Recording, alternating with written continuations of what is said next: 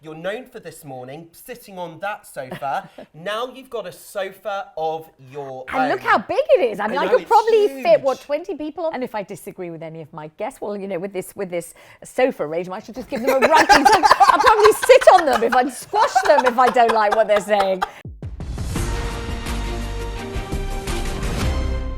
Josh Rom, and normally so benign, but I can see there's something rising within him. Benign? Me? Yes. What are you on about? Normally he says a lot. Right, let's talk about the BAFTA nominations. Yes, they were released today. Huge shocker. Netflix's All Quiet on the Western Front, World War I period drama film, swept the nominations with 14 nods. And have you seen it? Because I haven't. I have. What I think personally is not necessarily what I think of like a critic.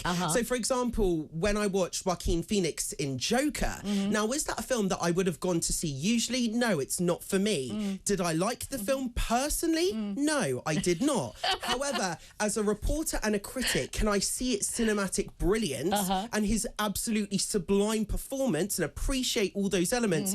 I absolutely can. Look at the names that are involved in this project. You've got Steven Spielberg, who is one of the greatest, if not the greatest Jewish director of all time. He is a producer on this. You've also got Josh Singer, who is a writer on this. He himself is Jewish. Sarah Silverman is one of the supporting actors of this. We've got Rihanna, 7 years after her last album, Anti, being released back in 2016. She is coming out of retirement, so to speak. She obviously recorded Lift Me Up, obviously earlier this year for Black Panther Wakanda Forever. Fans are hoping this could be the big comeback that they have been waiting for. I bet it can, don't you? What do you really think as an entertainment journalist of that lineup? Let's get a bit of truth and guts in this conversation, Josh.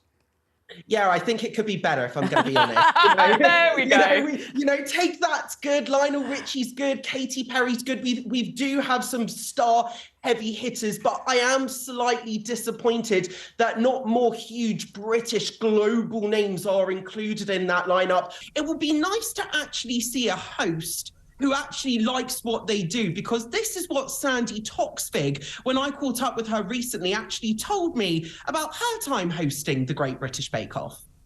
You're off Bake Off now. I am. But I find cake funny. I was going to say, have you been baking? No, darling, I don't really like cake. It's a secret. Wait. So you're telling me you went through all those years of Bake Off and you don't even like cake or baking? No, or I'd like to do a cheese show next, if that's possible. If you could find out if there's a cheese off, that's the one for me, Well, you're absolutely right, Josh. What we want is somebody who actually likes what they're doing. And Alison not only likes to eat cake, as she proudly proclaims, but also she likes to bake cake. Because he beat out the likes of Adele and Beyonce and the Latin artist Bunny to win Best Album, he's drawn controversy for white male privilege, quote unquote, for in his speech being like, well, this doesn't happen to people like me. And then loads of fans online have gone, yes, it does, because it happens to white straight males all the time. But what I think is the main problem, the main crux of this film, is that, as you said, it was meant to have this feminist manifesto,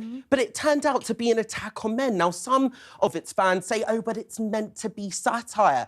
They couldn't shove the word patriarchy down our throats. Enough for this. I mean, it's very awkward, isn't it, Josh, particularly as judges are always saying, please don't use the children as a football in this divorce. And that's exactly the point. This is effectively two very privileged personalities. One incredibly successful in the music industry, another a Hollywood actress darling, both of them huge worldwide global names, airing their dirty laundry for the public to see. Now, of course, people are going to take side of one of the other, but effectively this is just two very famous people using their public platforms to try and almost one up on each other. She wants to clear her name, and that's coming across very clearly in the courtroom. Josh Rom, thank you so much for joining us. That's the latest on the Gwyneth Paltrow court case.